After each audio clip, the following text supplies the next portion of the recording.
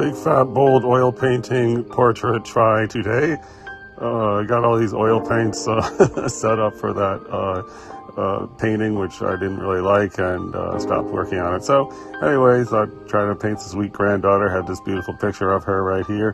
This is the underpainting, and you know, thus far it was basically like, look at all these paints we have laid out for the vase of flowers and the mannequin, and so, you know, let's just use them up a little, and you know, it looks kind of like a face so far there. And here we're reviewing the fallen soldier and all the paints I had laid out for that painting. So at this point I thought, okay, it's coming half decent. Oh, and then I messed up the recording for like the next 45 minutes.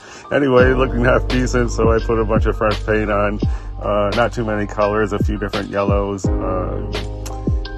a blue and a red, and so I was just working with those colors and sort of trying to develop the features. I'm using smaller brushes here and trying to go around and advance the overall painting in some way.